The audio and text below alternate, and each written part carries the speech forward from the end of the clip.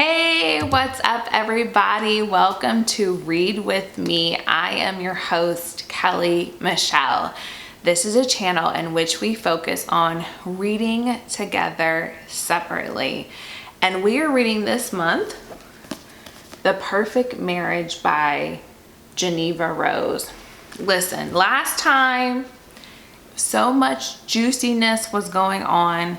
We read chapters 19 through 24. I keep on saying 25. It's actually 24. And today we are going over chapters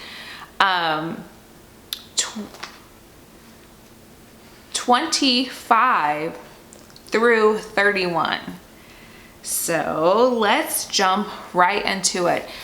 Just as a recap, and kind of like a takeaway, if you have not caught up to where we are in this book, I would suggest to you to catch up, because I don't want there to be any spoiler alerts. And I really should have said that in our last video, because there is definitely a lot of spoiler alerts if you have not been staying aligned with our reading.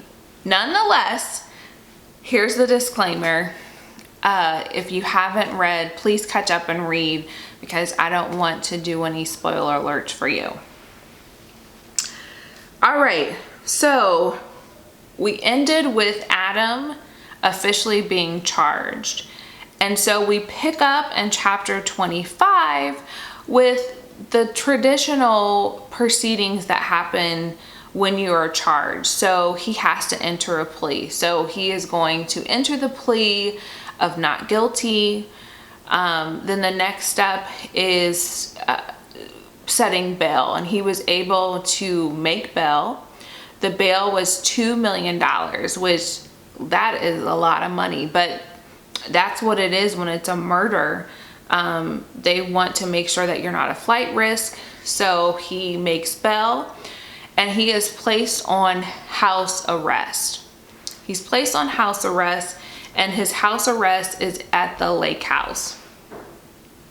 So we're continuing in this investigation. We know that there's a third set of DNA because Kelly was out here in the streets, and there's a third set of DNA. Sarah decides to go to the coffee shop, diner, restaurant establishment that Adam met Kelly at, and to talk to some of her coworkers to just kind of figure out, what were her comings and goings, who was she interacting with, and who could possibly be this third set of DNA. And so someone does come up, and his name is Jesse. And Jesse is someone that was an admirer of Kelly and seemed to be very, what's the word I'm looking for?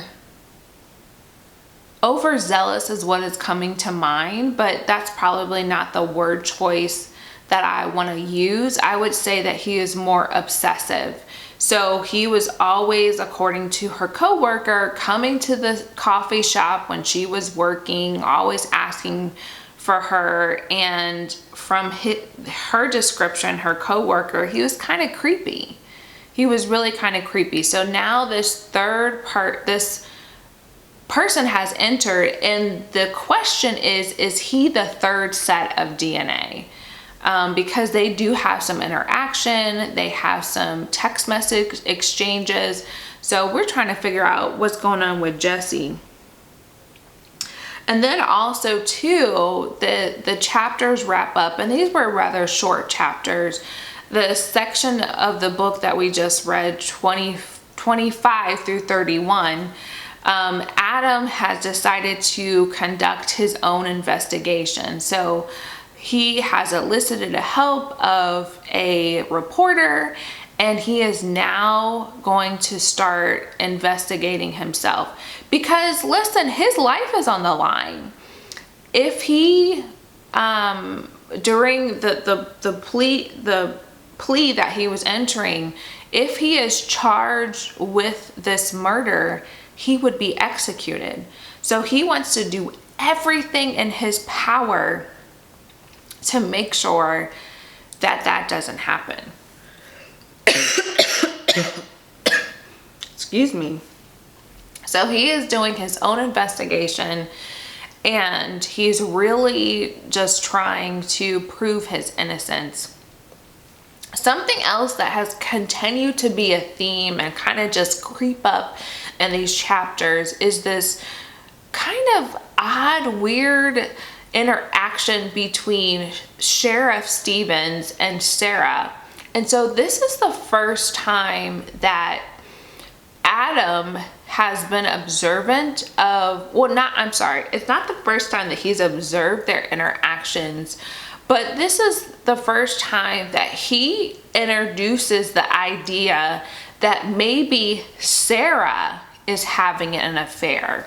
Adam thinks there's a possibility that Sarah could be having an affair with Sheriff Stevens just because of how they interact. It seems too friendly. It seems a little flirtatious.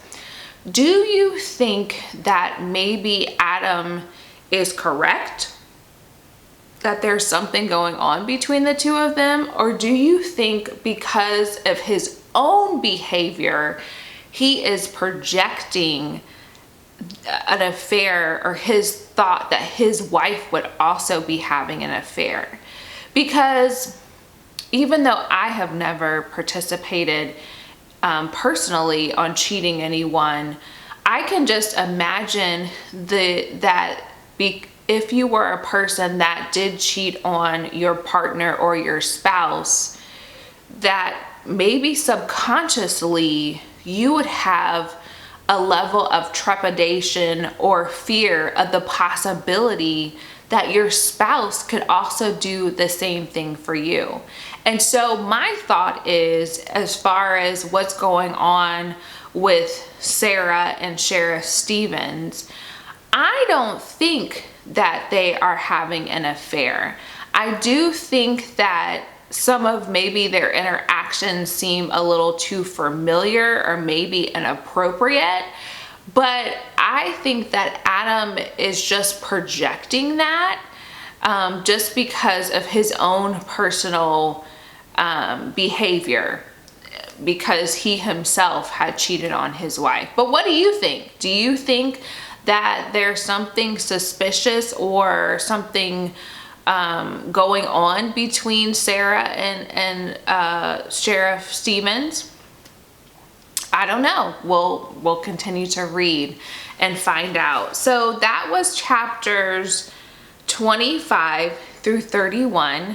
We'll be going through chapters 32 and through 38 in our next episode. We are probably let's see here. By this point, we're almost halfway done with the book, because we'll be actually exactly halfway. There's 64 chapters. We're going up to chapter 32, so we'll be halfway done through the book in our next episode. Listen, there is so much going on in this book. It is definitely a page turner for me. So I hope that you are enjoying reading this book just as much as I am enjoying reading this book. I definitely want to hear from you. Please feel free to comment, and also like, share, and subscribe. And one more thing, I always encourage you to take some time to read today. Thank you so much for joining me for another discussion of The Perfect Marriage. And until next time, happy reading.